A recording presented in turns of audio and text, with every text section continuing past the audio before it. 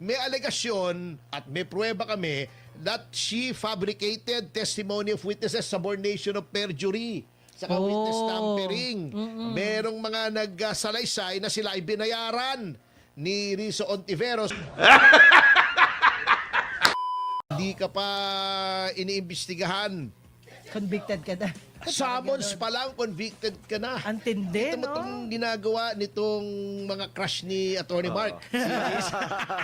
Si Rizzo Ontiveros at saka si Laila de Lima. Anyari sa inyo? Ang Anyari? sinasabi, parang guilty na ang hatol kay Pastor Kibuloy. Oh. Sa kanilang statement. Alam nyo, paulit-ulit kong sinasabi, etong dalawang to ay ang mga pinakamalalaking mga ipokrita dito sa Pilipinas. Bakit ko sinabi ito? Unahin natin si Laila de Lima. Eto si Laila de Lima, nung siya ang may kaso, 3, drug trafficking. Okay. Lagi niyang sinasabi, bakit naman kung ano-anong sinasabi niyo sa akin? Akusado pa lang naman ako, presumed innocent ako, hinahatulan niyo na ako, sinisira niyo ang pagkatao ko, etc., etc., bla bla bla. Pero ngayon ginagawa niya. Ayan. Siya nga itong guilty, di ba, inamin niya on national television that she committed adultery. Bago may petition pa yan sa Supreme Court. At yung contempt dahil hindi niya sinunod yung order ng Korte Suprema ng TRO para kay GMA. Nakabinbin pa yan hanggang ngayon. Ito naman si Rizzo Ontiveros. Kita mo kung gaano ka-doble kara ito. Number 1, noong 2022, nag-file yan ng 2 Senate bills.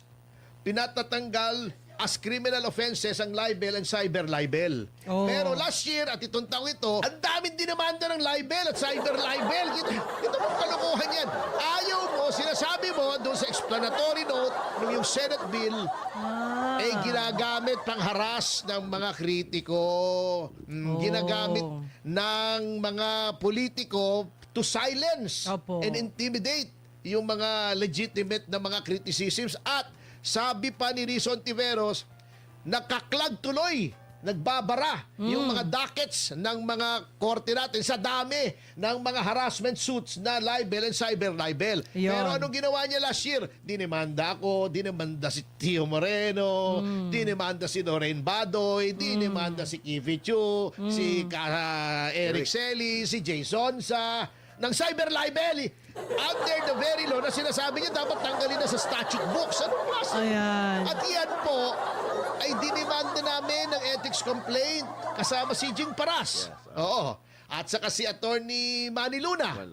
Dahil may alegasyon at may pruweba kami that she fabricated testimony of witnesses, subornation of perjury, saka witness tampering.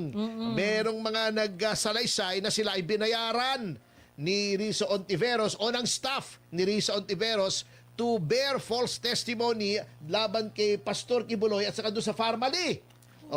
Binigay namin lahat ng mga videos doon sa Ethics Committee. Bago nagmamalinis ngayon, di ba? Bago ang sasabihin nila, human rights daw, rights of women. Teka muna. Ito, sagutin niyo ako, Ma'am Jubes, Atty. Mark. May narinig ka ba dito sa dalawang ito noong merong nagreklamo ng rape doon sa Kabataan Party List? Wala po. Wala. Noong may mga nire-recruit, yung NPA ng mga kababaihan, inaabuso, nilalayo sa pamilya, menor de edad, may narinig ka bang women's rights dito sa mga ito? Wala rin po. Oy, happy 2000! Thank you guys!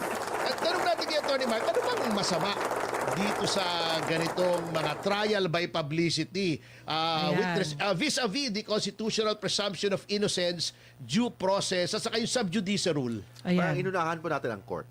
Kasi ang kailangan kasi, if the court should decide, the court should only decide based on law and based on evidence. Yun lang yun eh. Hindi kailangan based lang sa public opinion, mga opinions ng mga tao na hindi nga kasama dyan. So yun ang nangyayari sa yung kaso ni Pastor Kibuloy. Yun din, sinakyan ng Amerika, then sinakyan ngayon ng yung Senator Rizzo Ontiveros. Yun din kay Jing Paras, trial by publicity. So dito tayo kay Pastor Kibuloy. Bakit kailangan dalhin sa Amerika? Ibig sabihin, we will surrender our sovereignty. Sovereign Na naman. Again? Dahil ginawa na kay PRRD. Dating So, Pangulo. nangyari na kay PRD, gawin naman natin ngayon. Uulitin na naman? So paano yung mga may pending pa na kaso na dapat sagutin sa Pilipinas? So dapat yun ang unahin. May Totoo. tinatawag tayong prinsipyo sa batas, yung preference ng Preferential jurisdiction. Yeah, jurisdiction ng Pilipinas bago yung ibang mga jurisdiction. Yun. Malungkot yan. Anong danger kapag bina-violate yung sub judice rule, Attorney Mark? Of course, may tinatawag tayong contempt. Makontempt sila, then violation talaga yan ng due process ng mga akusado. Bakit? Parang ini-influence po natin ang desisyon ng court. Yun. In-influence po natin kahit na jurisdiction or yung tinatawag na decision ng prosecution. Opo. Kasi, for example, itong kay Jing Paras, NBI, ang purpose ng NBI, investigation. Kaya nga Sabi National nila, Bureau of Investigation Opo. investigation. Opo. Pero sabi nila, confidential daw yung investigation. Paano naging confidential? Sila mismo ang nagbulgar. Ginagamit nila yung mga nakamaskarang mga witnesses. Oh. Is that confidential? Hindi So, na. hindi na confidential. They're waiving their rights. Opo. And pangalawa, sinasabi na nila na idemanda daw nila ng human trafficking, non-bailable offense. Wow. Oh, yun. So, anong purpose nila? Ang purpose ba nila dahil sa hustisya or dahil ginagamit nila ang batas, they're weaponizing the law against critics sa ating government. Oo, kasi Oh. one of the top, the foremost critics Opo. ng gobyerno, si dating Congressman Jing Paras, Yes. through Kampilan. Ayan. Kampilan, Tama. napakalaking grupo yan ng Oo. mga Matindi organisasyon nga pala ngayon, ano? na Matindi. tutol sa ginagawa ng kasalukuyang administrasyon. Ganon talaga yan. So, ibig sabihin, ni-weaponize nila ang government, ang batas, ang power nila, ang NBI against mga kritiko ng ating government. Ayun. Masakit so, maliwanag. Yun na yan. maliwanag yan. Anyway, anong pwedeng gawin ng mga tao para to protect themselves from this undue influence? Kailangan mag-ingay. Ayun. Hindi pwedeng tumahimik tayo. Kasi kung tumahimik po tayo ngayon, parang tiyatanggap natin ang pagkakamali ng ating government. Ayun. Kailangan tayo magsalita. Kailangan tayong lumaban. Hindi tayo pwedeng matakutin. Anyway, kahit gaano ka-powerful, there is no permanent in this world. Yan. Correct. Yun lang yan. Oo. Yan. At ang... Panahon, lalo na ngayon, wala kang mahanap na tao na pwedeng mag-continue na protektahan ka. Oh, pero Kung sabihin, si ngayon... Risa Ontiveros, yung Hindi. 0.01%, by no stretch of the imagination, pwedeng gawing majority yun eh. Pero no? attorney, ayon dun sa mga naririnig ko, may impluensya ang espirito. Ang Yan. espiritu. Ang Panginoon. Spirit of the glass. Hindi. Na ang Panginoon ang siyang maghuhusga sa ating lahat na ating Lahat. pagkakamali. Lahat naman Yan. talaga.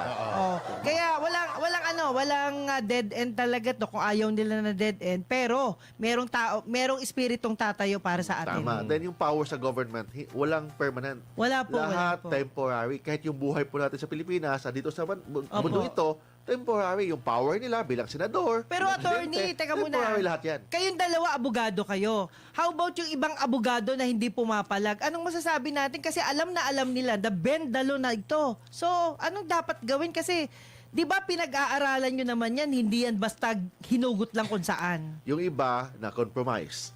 Yung iba nabili. Yung iba natakot. But, of course, with Attorney Freddy Topacio, isang matapang na abogado, Opo. at of course, ano yung nakalagay sa batas, yun lang susundin. No. Dapat. Sabi dapat. nila, Dapat. Ferdi Topacio, atapang atao. Oo. Pwede. Aputol abraso, hindi atakbo. Ano ba yan? Huwag na natin ito yan. Baka kung saan pa pumunta yung Opo. tula na yan eh. Oo, wag naman, Oo, wag naman. anyway, last on this point lang, ako nagtataka rin ako, I cannot resist doing this. Yung ating Integrated Bar of the Philippines siyang dapat titindig Yon. kapag mayroong pagbabatikos sa ating mga hukuman napakatahimik. Tumahimik. Bakit? Bakit yun kaya? Yun nga eh. Oh, so, are they compromised? Yun, no? Corrupted, compromise, hindi natin alam eh. Hindi Oo. alam.